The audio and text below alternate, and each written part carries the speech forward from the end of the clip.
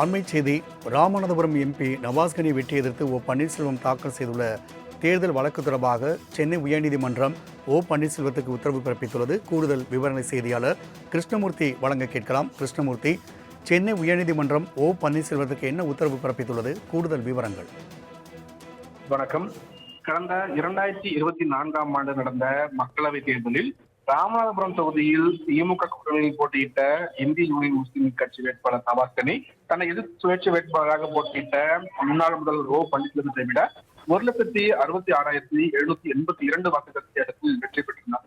அவரது தேர்தல் வெற்றியை எதிர்த்து ஓ பன்னீர்செல்வம் சில உயர்நீதிமன்றத்தில் தேர்தல் வழக்கை தாக்கல் செய்திருந்தார். இந்த வழக்கு தொடர்பாக பன்னீர்செல்வம் 2 நாட்கள் நீதிமன்றத்தில் நேரில் ஆஜராகி வாக்குமூலம் அளித்த நிலையில் தற்போது திமுகவில் இணைந்த அவர் நவாஸ்கனிக்கு எதிரான தேர்தல் வழக்கை திரும்ப பெற அனுமதி கோரி சென்னை உயர்நீதிமன்றத்தில் மனு தாக்கல் செய்திருக்கிறார்.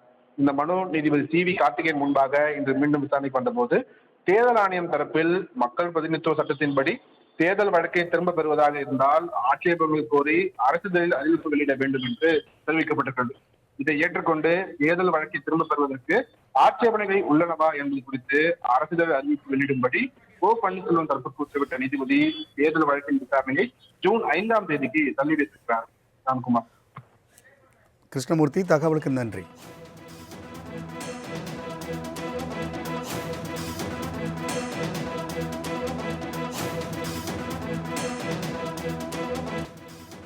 அண்மை செய்தி. ராமநாதபுரம் எம்பி நவாஸ்கனி வெற்றி எதிர்த்து ஓ பன்னீர்செல்வம் தாக்கல் செய்துள்ள தேர்தல் வழக்கு தொடர்பாக சென்னை உயர்நீதிமன்றம் ஓ பன்னீர்செல்வத்துக்கு உத்தரவு பிறப்பித்துள்ளது. கூடுதல் விவரணை செய்தியாளர் கிருஷ்ணமூர்த்தி வழங்க கேட்கலாம். கிருஷ்ணமூர்த்தி, சென்னை உயர்நீதிமன்றம் ஓ பன்னீர்செல்வத்துக்கு என்ன உத்தரவு பிறப்பித்துள்ளது? கூடுதல் விவரங்கள். வணக்கம். கடந்த 2024ஆம் ஆண்டு நடந்த மக்களவைத் தேர்தலில் ராமநாதபுரம் தொகுதியில் திமுக கூட்டணியில் போட்டியிட்ட இந்திய யூனியன் முஸ்லீம் கட்சி வேட்பாளர் நவாஸ்கனி தன்னை எதிர்த்து சுயேட்சை வேட்பாளராக போட்டியிட்ட முன்னாள் முதல்வர் ஓ பன்னீர்செல்வத்தை விட 1,66,782 வாக்குகள் இடத்தில் வெற்றி பெற்றிருந்தார்.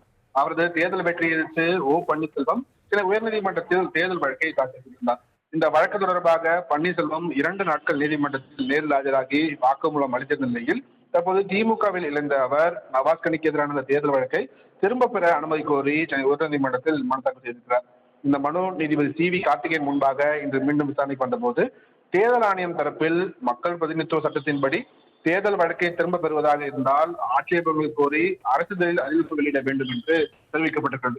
இதை ஏற்றுக்கொண்டு தேர்தல் வழக்கை திரும்ப பெறுவதற்கு ஆட்சேபனைகள் உள்ளனவா என்பது குறித்து அரசிதழ் அறிவிப்பு வெளியிடும்படி ஓ பன்னீர்செல்வம் தரப்புக்கு உத்தரவிட்ட நீதிபதி தேர்தல் வழக்கின் விசாரணையை ஜூன் 5ஆம் தேதிக்கு தள்ளி வைத்திருக்கிறார்.